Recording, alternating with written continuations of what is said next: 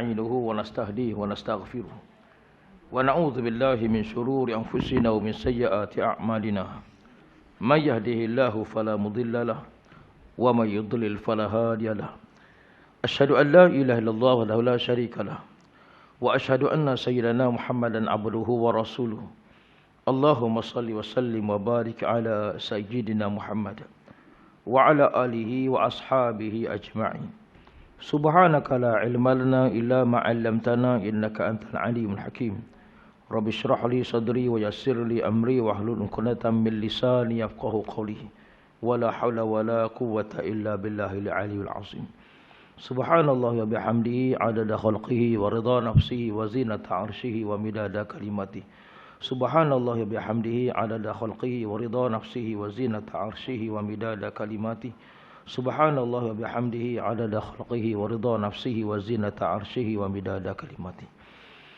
Tuan-tuan, puan-puan, muslimin, muslimat, mukminin, mukminat rahimakumullah. Alhamdulillah, syukur kita pada Allah Subhanahu wa taala. Allah panjangkan lagi usia kita, diberi kesihatan kepada kita. Dipertemukan kita pada pagi ini mencari redha Allah, mencari keberkatan di sisinya. Moga-moga kita akan dilipat gandakan pahala pada pagi ini. Moga-moga Allah akan sentiasa bagi rahmat kepada kita insya-Allah. Tuan-tuan, puan-puan, muslimin, muslimat, mukminin, mukminat rahimakumullah. Hari ini nampak ceria semua. Nampak gembira, seronok alhamdulillah. Walaupun saya tak umat sihat. Saya badan sihat, cuma suara ala rock sikit. Macam rock sikit kan. Maklumlah tak ada suara, baru ada suara. Tapi saya biasanya lambat. Kalau suara dia apa, gangguan suara ni dia lambat tu. Dia pergi sampai dekat sebulan lebih. Jadi dia kata, "Ustaz cuti lah." Saya dah cuti tu, seminggu cuti tak ngajar. Lepas tu suara dah macam ni, bolehlah. Boleh keluar suara okeylah. Ya, no, batuk. Betul. Betul, musim dah. Saya begitu juga kalau batuk tu lambat nak baik sampai pi 2 bulan kadang sejak pada kecil.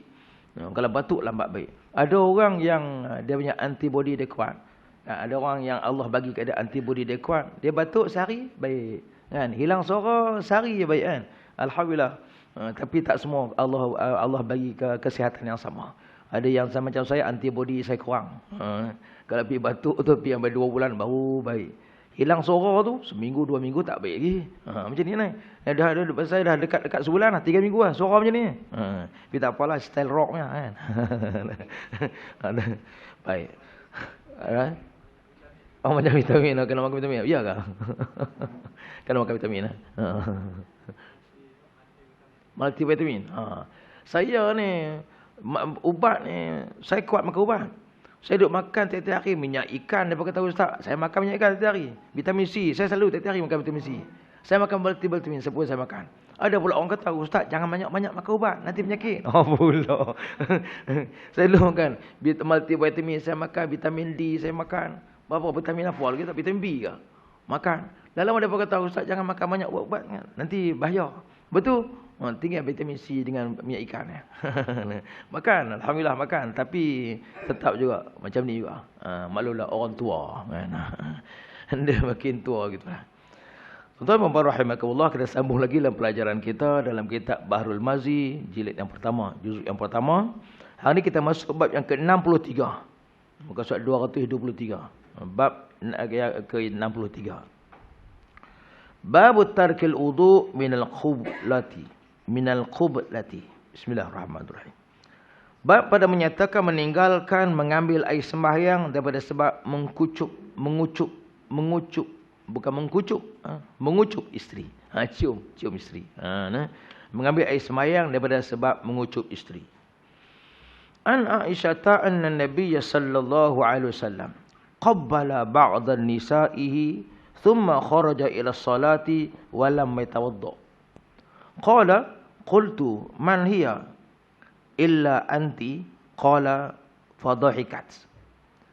Daripada Aisyah bahwasanya Nabi sallallahu alaihi wasallam telah mengkucup ia akan setengah isterinya, kemudian keluar ia kepada sembahyang dan tiada mengambil wuduk ia. Kata Urwah, aku kata, siapa ia lain daripada engkau? Siapa ia lain daripada engkau? Maka tertawa ia. Aisyah berkata, dia kata Nabi SAW telah mengucup setengah daripada isterinya. Sebahagian daripada isterinya. Ada antara isterinya, ya ada antara isterinya yang dia kucuk. Lepas tu dia pi kan, lepas tu dia pi air semayang walam yatawadda, dan dia tak berwuduk. Maka dia taqala, qultu, aku pun kata kat dia, man hiya, siapa dia yang kamu maksudkan tu? Ni bukan kamu kan? Bukan kau kan? Wahai Aisyah, bukan kau kan? Qala, maka dia pun fadhahikat, dia pun gelak. Aisyah kata Nabi telah mengucupkan antara ada isteri yang Nabi kucup pipinya, lepas tu dia pergi sembahyang tanpa berwuduk. Dia cerita, Aisyah cerita. Lalu berkatalah dia kata, Urwah kata, adakah bukan kau kah? Aisyah hanya ketawa aja. Nak beritahu bahawa Nabi SAW kucup isterinya, lalu dia pergi sembahyang tanpa berwuduk. Tapi hadis ini hadis dhaif. Hadis ini adalah hadis dhaif. Walau macam mana pun, hadis yang sama ada yang diriwayatkan oleh Ibnu Majah. Hadis-hadis yang diriwayatkan oleh Ibnu Majah ni, hadis tu dikategorikan sebagai hadis sahih. Yang dia diambil sebagai satu hukum. Yang ni, yang tu hadis sahih, diambilkan sebagai hukum. Yang ni hadis dhaif, tak boleh diambil sebagai hukum sebab dia dhaif. Mari kita tengok hadis ini. Adalah yang masyhur dan yang muqarrir daripada mazhab Syafi'i dan lainnya, yang diterima oleh mazhab Syafi'i lah, bahwasanya bersentuh kulit lelaki dan kulit perempuan dengan tiada berlapik. Berikut mazhab Syafi'i, kita dalam belajar dalam kitab ni fokus kepada mazhab Syafi'i sebenarnya. Maka sebab tu dia ambil hadis ini, hadis yang dhaif. Hadis yang dhaif, hadis At-Tirmizi. Sebenarnya ada lagi hadis yang lain yang macam ni juga, yang diriwayatkan oleh Ibnu Majah yang sahih. Tapi hadis ini adalah hadis yang dhaif. Bahwasanya bersentuh kulit lelaki dan perempuan dengan tiada berlapik, batal air sembahyang. Ni pendapat mazhab Syafi'i kan, yang kita pegang sekarang ni, batal air sembahyang. Maka sekarang telah dikeluarkan oleh At-Tirmizi akan hadis yang menunjukkan tiada batal bersentuh laki-laki dengan isteri itu akan uduk, tetapi akhirnya hadis ini diterangkannya dhaif dan tiada boleh dikuatkan hujahnya dengannya. Oleh kerana hadis yang dipilih ini adalah hadis yang dhaif, maka tak boleh kata nak ambil hukum lah sebab dia dah dhaif. Mana boleh kita berhukum dengan hadis dhaif? Kan? Bila hadis dhaif, dia kata, kalau kata batal pun tak boleh kita berpegang lah sebab dia hadis dhaif. Yang kita nak berpegang dengan hadis sahih. Hadis sahih ada yang lain sama lebih kurang ni, tapi yang diriwayatkan Ibnu Majah tak ditulis pula. Kan? Baik, dalam hadis ini disebut mengenai dengan hadis yang dhaif. Baik, kita tengok hadis ini. Kata Abu Isa an Aisyah anna Nabiy sallallahu alaihi wasallam qabbala ba'd an-nisa'i thumma kharaja ila as-salah wa lam yatawadda.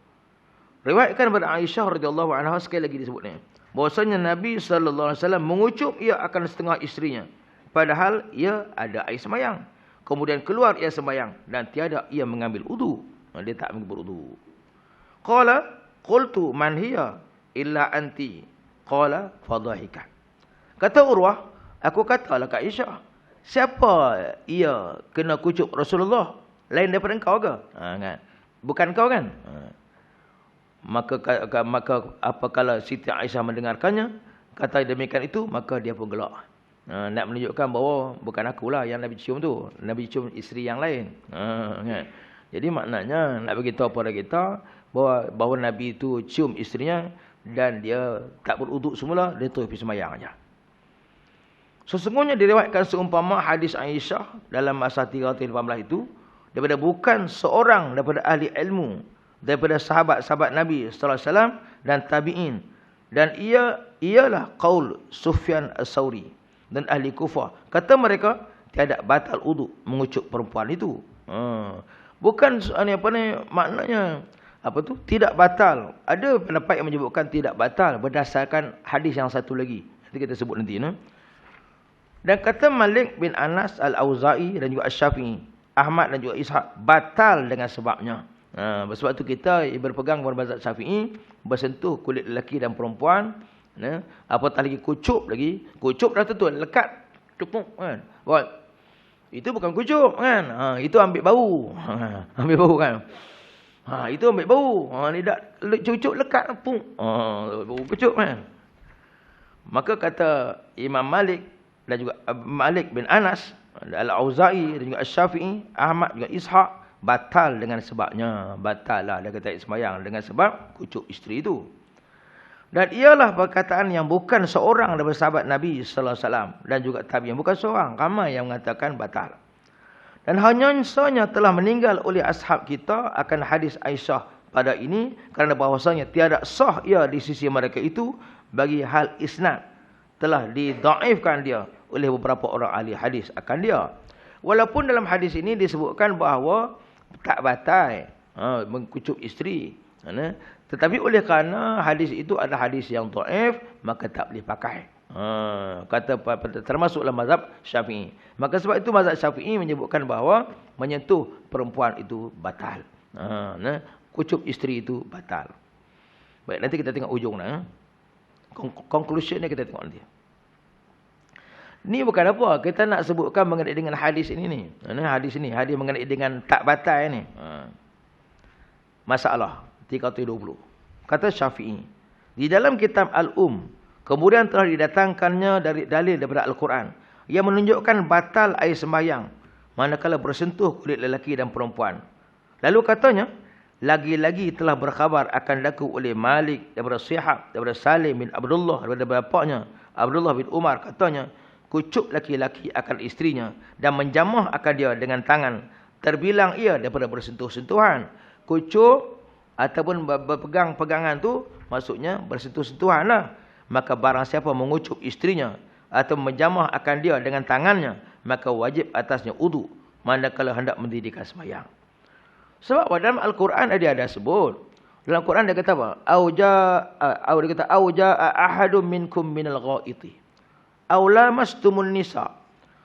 Batal air sembahyang ni dia kata apabila seseorang itu keluar daripada tandas, bila air. Kalau bila air itu kencing dan berak lah, maka batal lah. Aw lamastumun nisa, atau bersentuhan dengan perempuan. Bersentuhan dengan perempuan. Bila bersentuhan dengan perempuan ini, ni yang apa tu, ada ulama berbeza pendapat. Bila disebut dalam Al-Quran aw lamastumun nisa, atau bersentuhan dengan perempuan, ada ulama yang menyebutkan, dia kata yang bersentuhan itu ialah kita pegang-pegang lah, pegang-pegang. Bila pegang dengan perempuan ni, sampai ialah kalau orang lelaki pegang perempuan, dia rasa apa? Dia kata syok kan. Sebab tu kata ulama yang dikatakan batal ni, setengah ulama kata batal ni apabila berpegang. Pegang aku pegang. Maka baru batal. Sebab bersentuhan, dia kata aula mastubun nisa tu saling berpegang. Dia pegang-pegang, pegang. Pegang aku pegang. Maka sekarang ulama kata itu batal. Hak terpegang tu tak batal. Dia kata. Ni saya nak sebut ni, perbahasan ulama. Perbahasan ulama. Dia kata kalau hak pegang tu baru batal. Saya saja ada pegang. Bila pegang tu dia naik syok lelaki-lelaki perempuan mana tak tahu kan. Kalau kita masa muda-muda lagi kan. Kalau duduk atas bas tu, bersentuh sikit rau. Kan. Kalau pergi bagi apa tu? Bagi duit tu kan, terpegang tangan rau. Nak rau dah rau. Oi, seram. Itu kan. Jadi maknanya kalau pegang lagi tu lagilah rau rasa kan. Maka ini yang dia katakan batal tu. Setengah ulama kata lagi tu. Setengah ulama kata dah hak sentuh tu, dia kata hak sentuh walaupun tak berbalas sentuh pun batal juga. Kan? Sentuh kita sentuh pun dia kata batal juga. Yang bersentuh gitu tu batal juga tu. Itu yang dipegang oleh mazhab Syafi'i. Mazhab Syafi'i kata kalau sentuh gitu aja pun dah dikira sebagai batal lah. Batal lah. Sebab Allah sebut itu bersentuhan tadi. Bersentuh tup gitu pun dah dikira batal.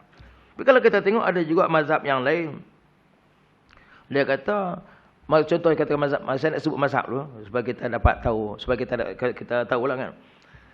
Kata kalau berdasarkan mazhab Hambali juga Maliki, dia kata bersentuh ni kalau bersentuh sehingga mendatangkan nafsu. Bersentuh pegang tu. Mengikut mazhab Maliki dia kata itu baru batal. Pegang kan. Baru batal. Kat isteri kita duduk, kita saya urut dia pegang kan. Naik syok. Naik syok dia kau. Isteri pegang suami seram tak? Seram kau kadang-kadang. Orang kata. Maka kata berdasarkan Maliki dengan Hambali, dia kata batal. Tapi kata Syafi'i, kalau pegang gitu tak rasa apa pun batal. Hang tersentuh, terpegang kan, batal. Maksud Hambali dengan Maliki, dia kata kalau tak sentuh itu tak batal. Bersentuh-sentuhan, pegang, baru batal. Manakala kalau kita tengok dalam mazhab Hanafi, dia kata apa? Tak batal. Walaupun tersentuh pun tak batal, berpegang-pegang pun tak batal. Yang batal itu bersetubuh. Yang batal itu bersetubuh. Apa alasan dia? Dia ada alasan dia. Alasan dia kata, berdasarkan dalam Al-Quran dia kata aula mastumun nisa, ataupun bersentuhan dengan perempuan. Bersentuh-sentuh tu macam mana? Bersentuh tu yang hak dipertikaikan oleh ulama. Hak bersentuh-sentuh tu macam mana? Dia kata. Bersentuh tu kalau kita tengok ayat yang lain, dia rujuk ayat yang lain. Saya petik dalam surah Ali Imran. Tuan-tuan nanti boleh tengok dalam surah Ali Imran ayat yang ke-47.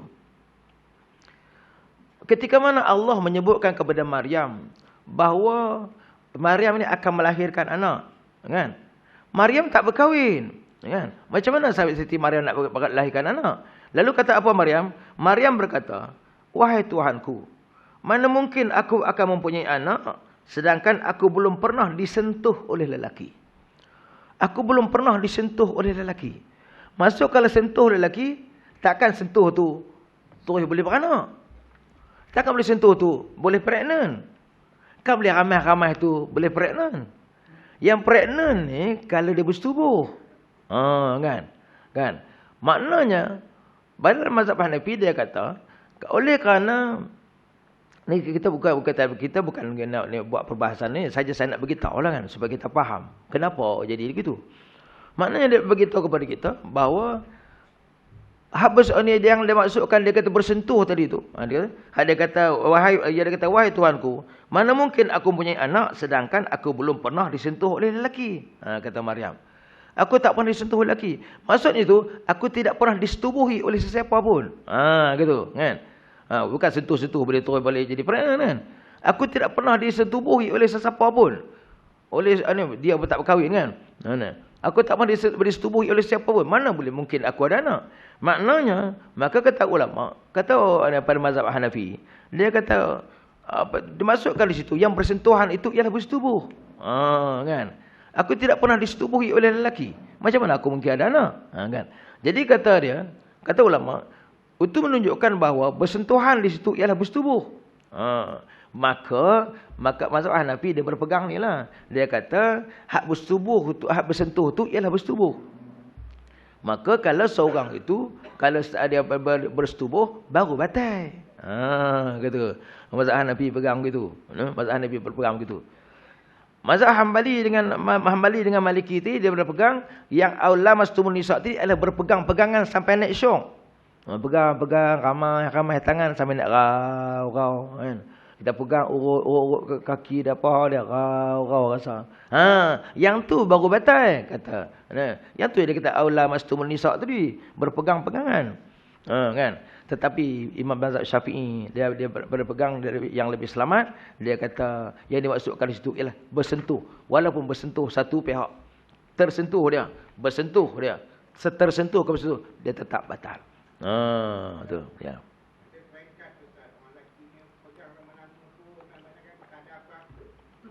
Ya. Betul lah tu. Enggak sampai pangkat dah tua kan. Betul tu kan. Dah tua. Allah. Dia bagi contoh, bukan dia. Dia bagi contoh kan. Pegang dah sampai peringkat dah tua kan. Pegang aku tak rasa, kau pegang aku tak rasa. Dia kata macam pegang batang kayu, tak rasa apa. Maka sebab tu dia kata mazhab Maliki, kalau berpegang yang tak ada rasa nafsu, tak rasa nafsu lah, maka tidak batal. Kan? Sehingga dia berpegang sampai naik syok, dia baru batal. Tapi mazhab Syafi'i, mazhab kita yang kita berpegang dengannya, bahawa kalau kita sentuh, asal sentuh satu pihak saja pun dah batal dah.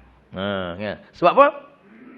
Dan juga hadis dalam hadis juga Dia merujukkan, Imam Syafi'i merujuk kepada hadis yang mana? Hadis yang dhaif tu. Dia kata hadis ni adalah hadis dhaif, tak boleh kita pakai. Tetapi dalam mazhab Hanafi dan juga mazhab Hanbali, dia merujuk pada hadis yang sama yang dikeluarkan oleh Ibnu Majah, yang diriwayatkan oleh Ibnu Majah, yang dikatakan bahawa hadis itu adalah hadis yang sahih. Kan? Itulah dia. Jadi maknanya kita ni pegang mazhab Syafi'i. Kita pegang mazhab Syafi'i, kita pun berpegang kepada batal.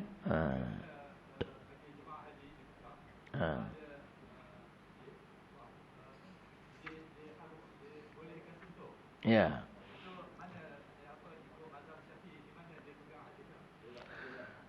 Dia ada juga dalam mazhab Syafi'i, ada ulama dalam mazhab Syafi'i yang berpegang kepada tidak batal berdasarkan apa yang disebutkan oleh Imam Malik dan juga Imam mazhab Hanbali, bahawa tidak batal. Sehinggalah kalau kita naik nafsu, naik syahwat. Jadi kita boleh berpegang. Kita boleh berpegang. Boleh tak kita berpegang kepada mazhab lain? Oh, ini panjang cerita kan. Saya tak pakar sangat. Tapi boleh tak kita berpegang kepada mazhab lain? Sebenarnya tanpa kita sedari, kita juga berpegang kepada mazhab-mazhab yang lain banyak perkara tu. Termasuklah kita bayar zakat. Kita bayar zakat fitrah. Zakat fitrah biasanya. Zakat fitrah dalam mazhab Syafi'i kita mesti bayar dengan beras. Kita kena bawa beras bagi dekat amil. Kita longgok beras dekat masjid penuh bagi kat amil. Amil akan pergi bawa kepada zakat ataupun pergi bawa bagi pada orang miskin. Tetapi oleh kerana kita mengikut, kita berpegang pula itu mazhab kita pula mazhab Hanbali kan. Kita boleh kita bayar dengan duit. Kita bayar duit. Jadi kita tak secara langsung kita berpegang kepada mazhab Hanbali pula. Kan. Jadi walau macam mana pun kita ikut setempat lah. Kita ikut setempat. Kadang ada juga setempat yang berpegang pada macam-macam mazhab. Kan. Terutama sekali, siapa dia? Di mana? Negeri mana? Lagi Perlis lah kan. Negeri Perlis lah. Mereka berpegang kepada macam-macam mazhab. Dia bukannya berpegang satu mazhabnya. Ada orang kata dia orang tak ikut mazhab. Mana mungkin tak ikut mazhab? Tak mungkin. Dia mesti semuanya melalui mazhab ulama-ulama kan. Baru sampai ke kita. Jadi maknanya di Perlis tu dia ikut macam-macam mazhab. Kan. Di mana yang dia rasa lebih yakin. Yang dia rasa lebih kuat. Yang lain pun yakin juga. Tapi dia kata pendapat mana yang lebih kuat. Sebab tu kita tengok dekat apa tu Perlis dia tak baca kunut dan seumpamanya kan. Tak baca kunut lah, dia tak berzikir lepas sembahyang. Pasal apa dia tak baca kunut? Kan? Dia tahu tak ada dalam mazhab Syafi'i kata kunut itu sunat. Dia tahu. Dia orang pun tahu, dia orang pun pakar dari situ. Cuma dia ambil pendapat yang lebih kuat. Mana yang lebih kuat? Adakah pendapat yang dipegang oleh mazhab Syafi'i itu kuat atau pendapat Imam Malik yang lebih kuat atau imam-imam yang lain? Dia pegang itu lah. Jadi kalau kita duduk di Perlis, kita ikutlah di Perlis, jangan. Dia orang tak kunut, kita pun tak kunut sebab berdasarkan mufti sana ajak suruh buat gitu, kita buat. Kan. Kita di sini pun gitu juga. Oleh kata kita duduk di sini, kita semua pegang mazhab Syafi'i, kita ikut. Lepas tu bila musim bayar fitrah, orang pakai ikut mazhab Hanbali pula, pakai duit, kita ikut. Kan. Bila pergi ke Mekah, kan, kita punya mutawif kita ajak ikut mazhab yang lain, mazhab Hanbali, kan. Kita ikutlah sebab kesesuaian di situ. Kan. Kalau tidak jenuh kita, nak ambil sembahyang, jenuh. Kan. Jadi sebab tu kita ikut kesesuaian tepat berdasarkan apa tu ulama setempat. Kan. Itu lebih mudah. Apa yang dia bawa tu memang betul. Kita tahu kan. Sentuh perempuan batal pun betul, sentuh perempuan tak batal pun betul. Cuma ikut mazhab-mazhab yang berbeza. Jadi kita ikut di mana kita pergi tu, kita ikutlah. Contohnya tuan-tuan, ada juga kawan saya pergi ke Perlis. Dia orang pergi ke sana, bila di sana tak berkunut, dia orang serba salah. Dia nak kunut juga. Dia kata, Ustaz, bolehkah saya kunut juga? Saya kata, susah-susah buat apa? Benda-benda tu kedua-duanya betul. Tak kunut pun betul. Ada ulama' berpendapat itu, kunut pun betul. Jadi bila kita pergi tempat mana, kita ikut situ lah. Kan? Kita ikut. Dia Perlis, kita ikut cara mana orang Perlis buat. Kan? Kedua-duanya betul. Jangan kita risau. Sebab tu, bagi kita yang ada ilmu, bagi kita yang belajar, kita tak pening kepala. Kita pergi Perlis, okey. Kita boleh ikut orang Perlis. Sebab kita tahu, benda ni betul. Kita pergi ke Mekah, okey, kita ikut cara Mekah. Sebab kita tahu ini betul. Cuma orang yang tak ada ilmu, dia pergi Perlis, dia gaduh, dia bising. Apa pasal lepas sembahyang tak ada zikir, terus balik. Apa pasal ni, apa pasal? Pasal apa dia bising? Sebab dia tak ada ilmu.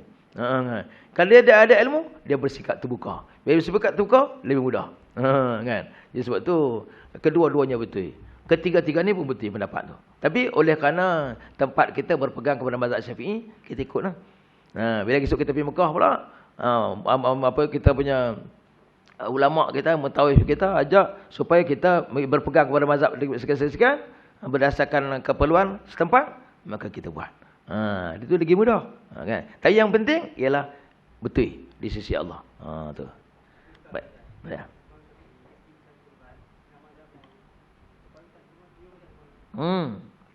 Ya, betul. Ya, betul tu. Dia menghormati. Imam Syafi'i betul ketika dia pergi ke tempat yang lain yang orang tidak ada berkunut kan, yang tak ada kunut. Dia tahu di situ orang tak berkunut. Imam Syafi'i berkunut kan, berkunut. Dia pergi situ tempat, dia tengok orang tak berkunut. Maka dia tetap disuruh juga sembahyang. Dia tetap suruh jadi imam. Imam Syafi'i kan, dia pergi orang semua kenal dah. Maka orang suruh dia jadi imam, tetap orang suruh jadi imam. Oleh kerana dia jadi imam, dia menghormati setempat. Dia juga tak berkunut. Kan? Orang tanya apa dia, kenapa tidak berkunut? Kan? Maka dia kata, kita ikut, kita meraihkan orang yang setempat. Walaupun dia tahu, dia berpegang kepada pendapat tu, bila dia pergi setempat, yang orang situ semua tak berkunut, dia pun tak kunut. Kan? Betul. Dia maknanya kita pun kena buat begitu. Kan? Baik, sambung. Ya. Baik. Pun serupa juga kita ada jumpa hadis yang lain. Bahawa Aisyah, Nabi semayang, Aisyah sedang tidur. Rumah kecil kan? Rumah kecil. Lalu bila Nabi nak semayang kan, dia terlujur kaki, dia tarik kaki Aisyah.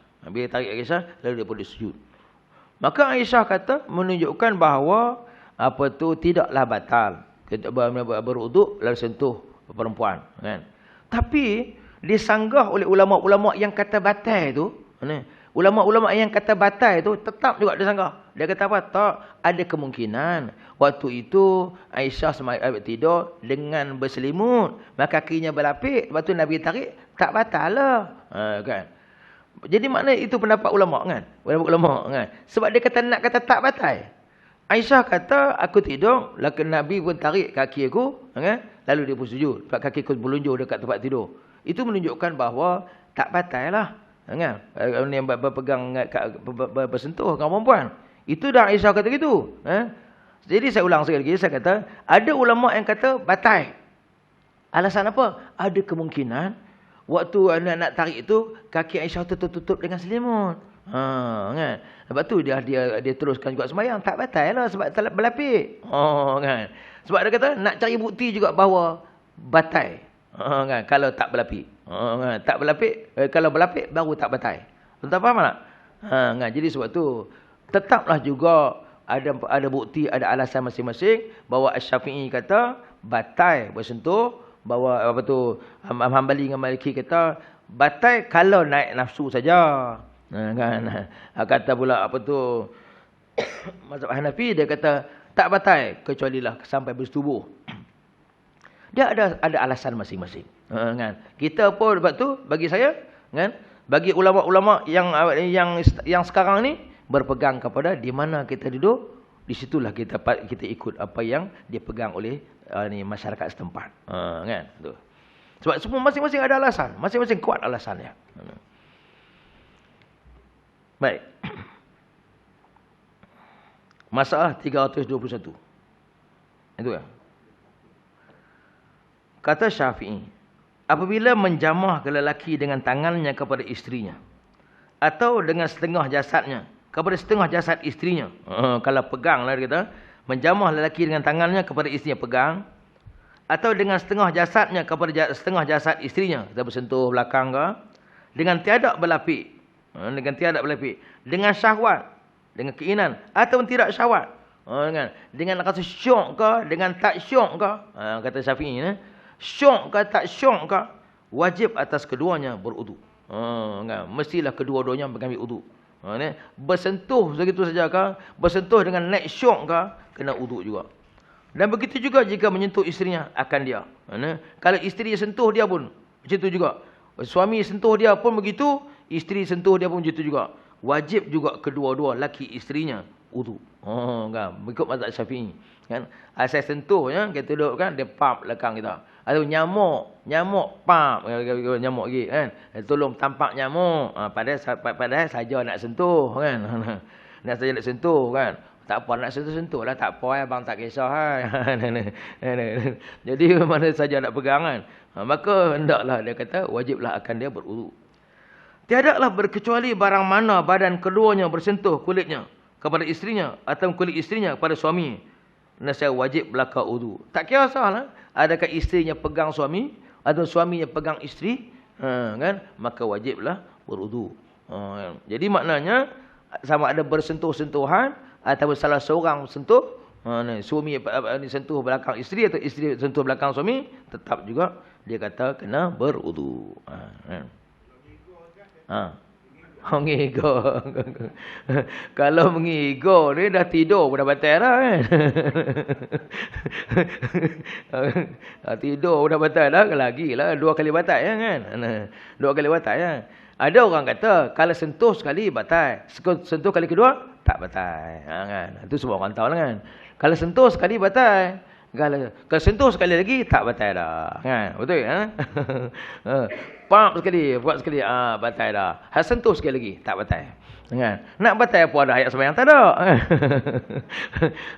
Ada ayat sembahyang, sentuh batal lah kan. Batal dah batal. Sentuh pilah banyak mana tak batal dah. Nak batal apa ayat sembahyang tak ada. Kadang-kadang dia berkata, oh betul ke Ustaz? Kalau gitu kena sentuh 2 kali ya. Macam kita puasa lah kan. Makan kali pertama batal puasa. Makan kali kedua tak batal dah. Kalau gitu dia kata makanlah kali kedua. Bukan batal tak batal kan. Sebab nak batal apa dah tak puasa. Kali pertama tu yalah kita batal puasa tu sebab kita makan. Dah batal dah. Nak batal apa lagi? Kan. Lainlah tengok perempuan kan. Tengok perempuan kali pertama tak berdosa. Kali kedua baru berdosa. Jadi makna waktu dia kata kali pertama tengok memang tak berdosa. Sebab kita tak tengok tu tak terfikir tengok. Kan? Tengok kali kedua baru kena dosa. Tengok kali ketiga tak berdosa dah. Berdosa lagi. Tengok kali pertama tak berdosa. Rezeki. Rezeki betul rezeki. Betul rezeki. Tengok kali kedua dosa. Tengok kali ketiga dosa juga. Ketika kali tiga tak berdosa. Lama sikit. Tengok kali pertama tu lama. Tengok lama-lama. Maknanya kalau tengok kali pertama yang tak berdosa tu sebab dia tak perasan. Tak perasan. Dia, anak siapa? Tengok sekali lagi. Itu bukan berdosa. Kalau tengok kali pertama tu dah tamak terenung betul-betul. Dia tetap berdosa jugalah kan. Walaupun kali pertama. Pandai betul.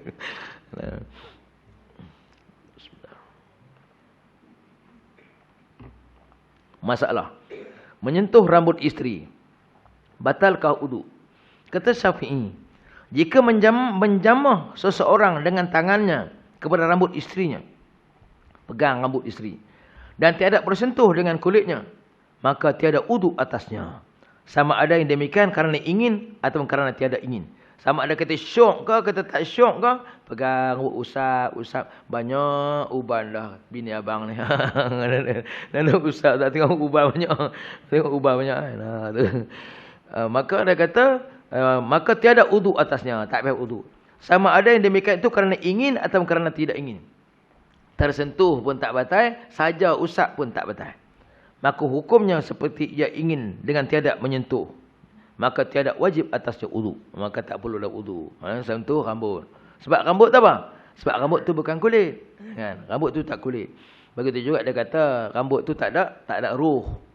Dia tak ada ruh. Sebab tu esok kalau kita nak keluar ruh tu kan, seluruh badan kita ada ruh.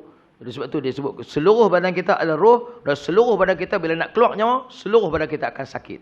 Yang tak sakit ialah tempat yang tak ada roh. Rambut, gigi, kuku, di situ tak sakit sebab dia tak ada roh.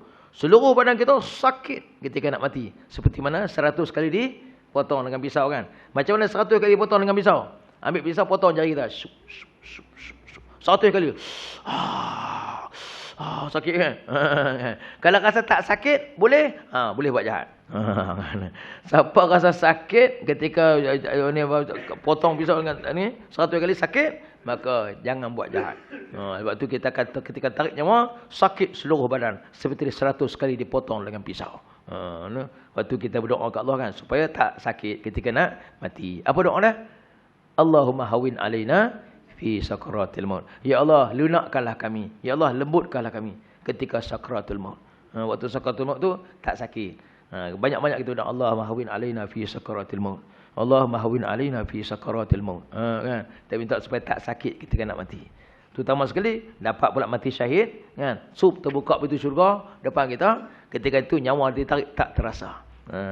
Apa antara mati syahid? Mati dalam beribadat. Mati dalam majlis ilmu. Untung sama mati dalam majlis ilmu. Maka siapa yang nak mati dalam majlis ilmu, selalu-selalulah datang majlis ilmu. Moga-moga mati dalam majlis ilmu. Takkan pula sekali sebulan sekali mai terus mati, tak mungkin. Kita tiap hari kita mai. Ada majlis ilmu kita mai. Moga-moga mati dalam majlis ilmu. Mati syahid kita. Atau mati dalam perjalanan untuk menuntut ke majlis ilmu.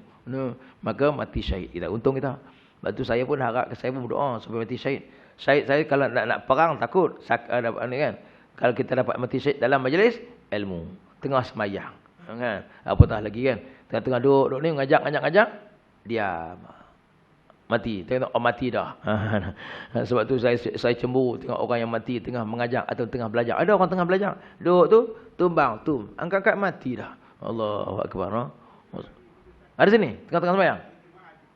Allah, tengah-tengah sembahyang mati. Subhanallah. Tu yang seronok mati tengah sembahyang, mati syahid. Mati syahid tiba-tiba mati kan. Ni. Orang tengah mengajak kan. Ada kan satu ketika ni kan, tengah mengajar kan. Yang lebih syok sikit, tu yang guru daripada Indonesia kan. Ketika dia mengajar kalimah la ilaha illallah kan. Kan? Dia sebut kata la ilaha illallah. Dia kata jangan lupa kita sebut selalu la ilaha illallah kan. La ilaha illallah. Mati terus. Allahu akbar. Angkat-angkat dah tak ada dah. Memang dicemburui oleh semua orang. Mati dah lah dalam kalimah la ilaha illallah. Tengah dalam majlis ilmu tu. Allahu akbar. Ni dapat syahid. Allah buka pintu syurga, tarik nyawa tak terasa. Allahu akbar. Baik.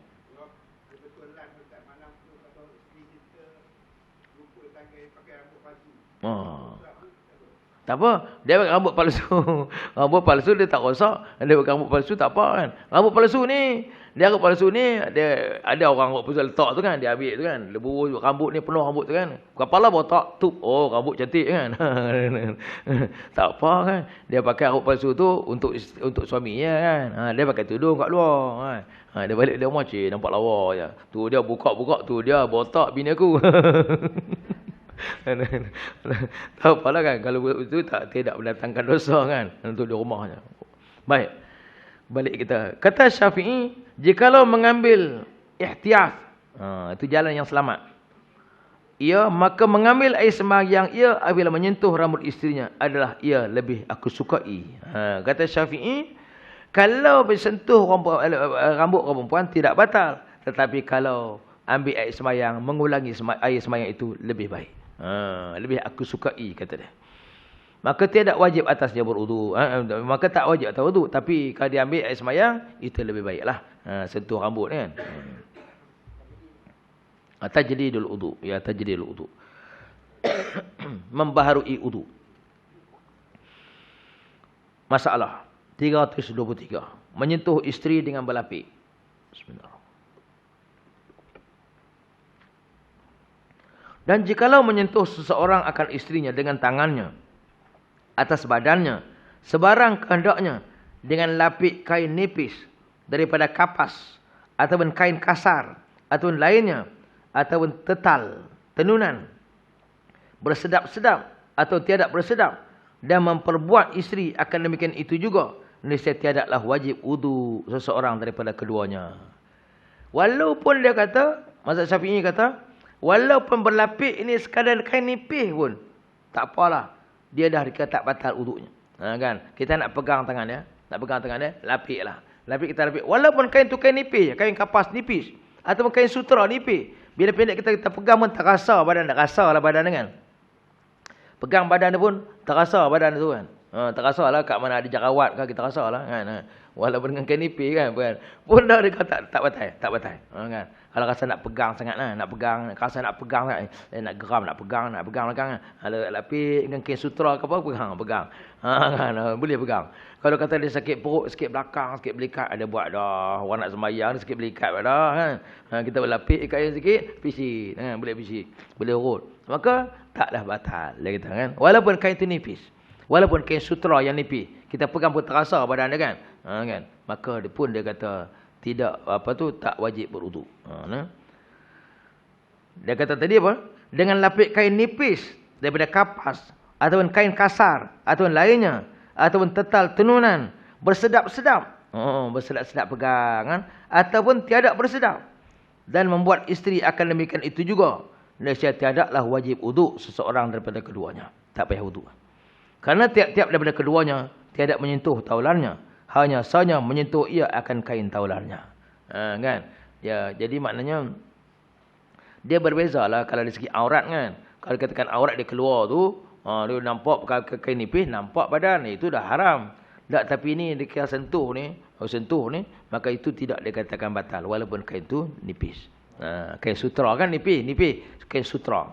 Kan? Ada orang panggil kain setera. Sutra dengan setera lain kan. Orang itu lain kan.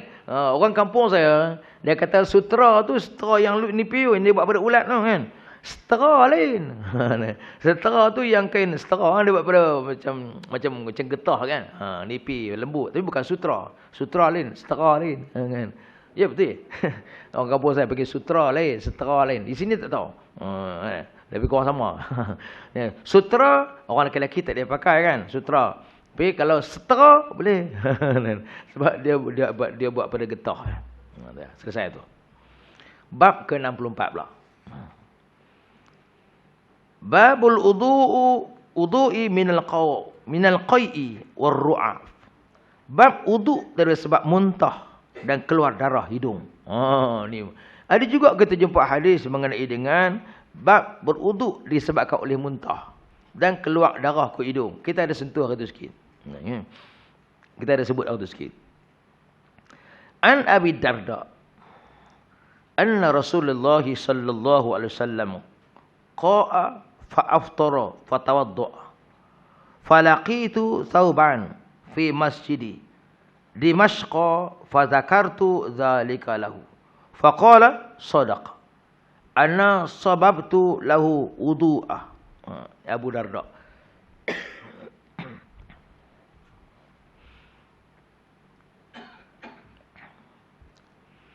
Abu Darda berkata, an Abi Darda anna Rasulullah sallallahu alaihi wasallam. Abu Darda pada satu hadis Nabi kan. Ini keluar tajuk sikit, tambahan.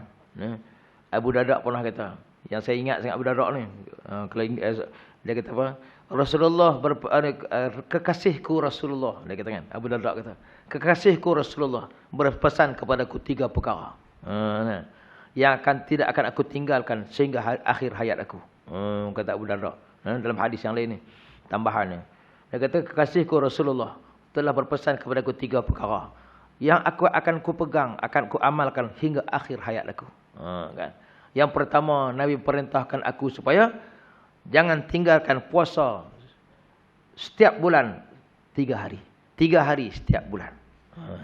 Yang kedua, dia juga berpesan kepadaku, jangan tinggalkan solat sunat duha sekurang-kurangnya 2 rakaat setiap hari. Dan dia juga berpesan kepadaku, dia kata, jangan kamu tinggalkan solat sunat witir sekurang-kurangnya 1 rakaat sebelum kamu tidur. Kata Abu Darda. Ini saya ingat dia kata ni. Maka dia kata, ni itu dia kata kekasihku Rasulullah. Berpesan, dia kata jangan tinggalkan puasa sekurang-kurangnya puasa 3 hari dalam masa sebulan. Jadi ulama setengah pendapat kata 3 hari yang dimaksudkan itu puasa hari putih. Kan? 13, 14, 15 setiap bulan. Ada juga pendapat yang kata tak, Isnin dengan Khamis pun tak apa, asalkan 3 hari. Kan? Carilah sekurang-kurangnya 3 hari. Isnin ke, Khamis ke, Isnin ke, Khamis ke. Kan? Lepas tu yang kedua dia kata, jangan tinggalkan solat sunat duha. Sekurang-kurangnya 2 rakaat setiap hari. Dan dia kata jangan tinggalkan solat sunat witir 1 rakaat sebelum kamu tidur. Kan? Kenapa? 1 rakaat itu dapat mengampunkan dosa-dosa kita. Allah suka yang hak satu. Yang lain kita sembang Allah suka je, tapi Allah tunggu hak satu tu. Kerana satu itu Allah itu satu, Allah suka yang satu. Maka Allah dengan sebab satu tu Allah ampunkan seluruh dosa-dosa kita. Kan? Sembahyang sunat duha pula dia kata dengan 2 rakaat itu dapat dibuka 70 pintu-pintu rezeki. Kan? Itulah. Baik, balik ke tadi. An Abu Darda. Itu selingan. Kata Abu Darda bahwasanya Nabi sallallahu alaihi wasallam muntah, ya. Dia muntah. Maka mengambil wudu. Maka aku jumpa Sauban dalam Masjid Damsyik. Maka aku sebut akan demikian baginya. Aku sebutlah macam tu tentang Nabi bila dia muntah, dia ambil wudu. Maka katanya, telah benar, betul tu, betul. Aku telah menuang baginya akan wudunya. Akulah yang tukang ambil wudu dia tu. Nah. Abu Darda dia kata, dia cerita bahawa Nabi sallallahu alaihi wasallam satu hari dia muntah. Lepas tu dia ambil wudu. Lepas dia muntah, dia ambil wudu balik. Dia ambil wudu semula. Maka kata dia, Sauban kata, betul itu. Aku yang tukang tuang ambil ayat sembahyang tu waktu tu. Ya. Jadi sepakatlah mereka mengatakan bahawa Nabi ambil ayat sembahyang selepas dia muntah. Dia ambil sembahyang lepas muntah. Macam hari tu tersebut tu. Mari kita tengok. Adalah seorang yang wudu, maka muntah ia. Atau keluar darah pada hidung, muntah. Atau keluar darah ke hidung. Maka pada mazhab Syafi'i, tiada membatal ia akan wudu. Mengikut mazhab Syafi'i, tak batal wudu. Tetapi telah didatangkan oleh Tirmizi akan hadis yang menunjukkan muntah itu batal ia akan wudu. Demikian bunyinya hadis tadilah. Yang maksudnya, bahwasanya Nabi sallallahu alaihi wasallam muntah ia, maka mengambil wudu ia. Maka kata Abu Darda, maka pergi aku ke negeri Syam, lalu aku jumpalah seorang sahabat Rasulullah sallallahu alaihi wasallam namanya Sauban di dalam Masjid Damsyik. Maka aku pun ceritalah demikian itu baginya. Katanya bahwasanya Rasulullah muntah, ya, lalu ia mengambil wudu. Maka kata Sauban, ya benar. Kata engkau tu, akulah yang tolong menuangkan baginya air sembahyang hari tu. Kan? Jadi maka Abu Darda kata, sama juga dengan Sauban kata, bahawa Nabi ambil air sembahyang lepas muntah. Mari kita tengok. Apa dia kata lagi? Dan telah memikirkan oleh ketiadaan seseorang daripada ahli ilmu. Daripada sahabat Nabi sallallahu alaihi wasallam dan lain daripada mereka itu, daripada tabi'in, bermula wudu daripada sebab muntah dan keluar darah hidung itu batal. Ya.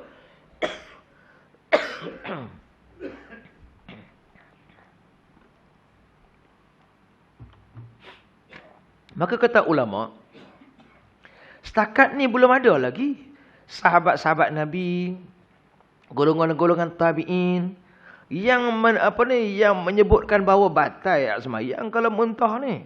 Kan?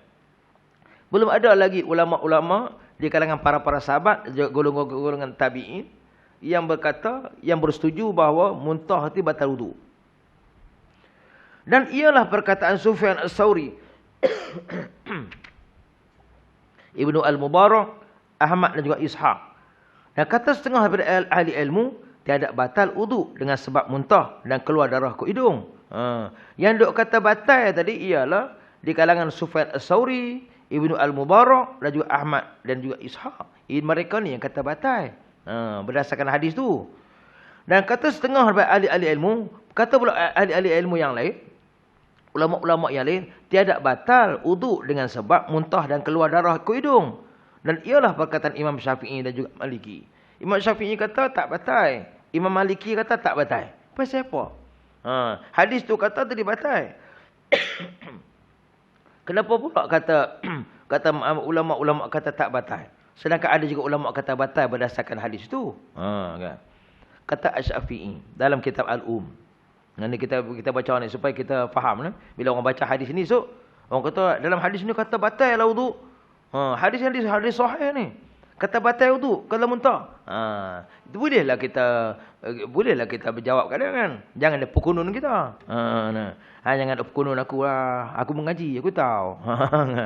Baik.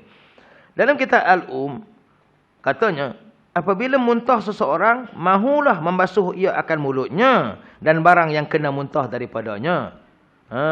Dia kata, yang dimaksudkan oleh Nabi itu ialah kena basuh mulut tu sebab kena muntah tu. Kalau betul ataupun keluar darah ke hidung, basuh darah tu. Gitu. Maka dada memadai akan dia lain daripada yang demikian itu. Jadi maknanya kalau muntah, kalau keluar darah ke hidung tu, basuh, bukan berudu.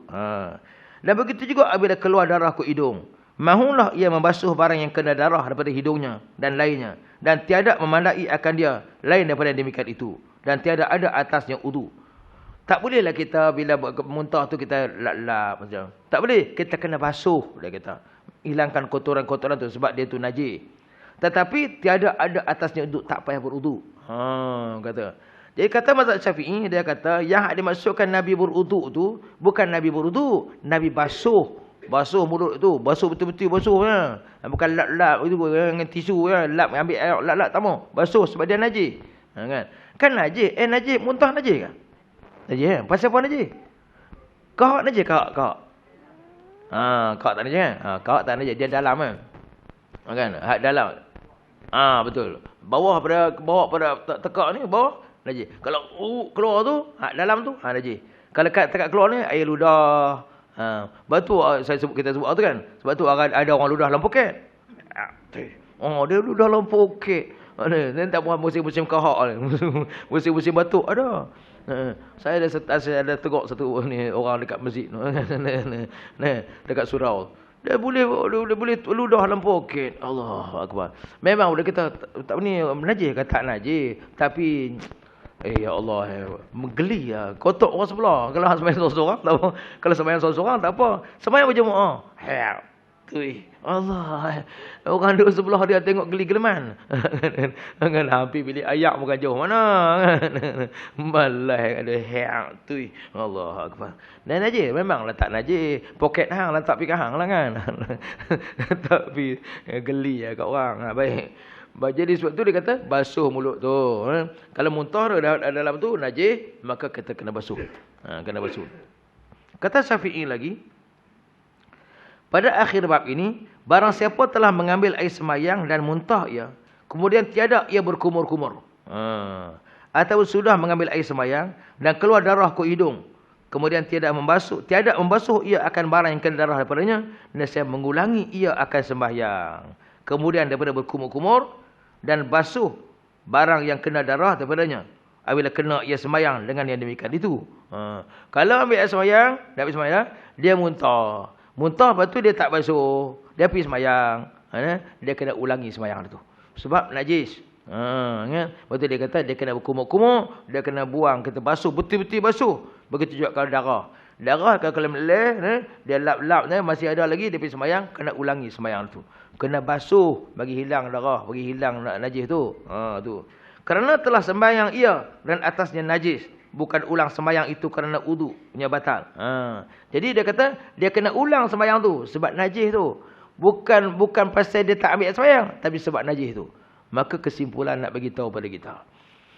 Wudu dalam hadis ni, Imam Syafi'i berpendapat bahawa yang dimaksudkan di situ, banyak juga ulama-ulama yang menyebutkan bahawa yang dimaksudkan ambil air sembahyang tu bukan ambil air sembahyang. Yang maksudkan di situ ialah basuh, betul-betul basuh. Berkumuk-kumuk, kan? Kalau buang betul-betul buang basuh. Jadi makna tidaklah kena mengambil wudu. Walau macam mana pun, ada juga ulama yang menyebutkan, dia kata hadis ni dia suruh ambil sembahyang lah. Betul, ada juga ulama kata batal, kena berwudu. Tetapi Imam Syafi'i kata tak batal sebab banyak juga pendapat ulama menyatakan bahawa yang dimaksudkan berwudu itu bukan berwudu, tapi basuh mulut. Jadi kalau tuan-tuan dan puan dengar ada orang kata muntah tu batal, Kan? Betul berdasarkan ada ulama yang menyebutkan begitu. Betul berdasarkan hadis ini. Tetapi mengikut mazhab Syafi'i kan, muntah tu muntah tu tak batal tapi hanya perlu basuh. Basuh. Jadi sebab tu kita kena fahamlah kan. Jangan kita berkata hang ni mana dengar mana kata betul yang pandai-pandai tak mengaji. Sebenarnya ada hadis menyebutkan gitu. Cuma mazhab kita menyebutkan bahawa tidak membatalkan. Hanya kena basuh. Basuh.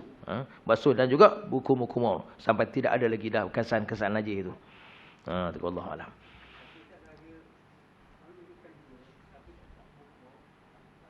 Tak salah kalau kita muntah sekali lagi. Ada kesan lagi. Tak mau juga, dia kena buang juga. Kita kena muntah. Muntah tu kita kena basuh. Hukum-hukum sampai bersih. Tidak ada tinggal lagi najis. Kan? Kalau tinggal najis lagi, semayang juga, tak sah semayang tu. Kena ulangi. Wallahu a'lam. Mudah-mudahan kita dapat keberkatan di sisi Allah Subhanahu wa taala insyaallah. Sampai 2 aja hadis. Bismillahirrahmanirrahim. Rabbana atina fid dunya hasanah fil akhirati hasanah wa qina adzabannar. Wa sallallahu ala Muhammadin wa ala alihi wa sahbihi ajma'in. Walhamdulillahil alamin. Aqulu qouli hadza wa astaghfirullahal azim li wa lakum. Wassalamu alaikum warahmatullahi wabarakatuh.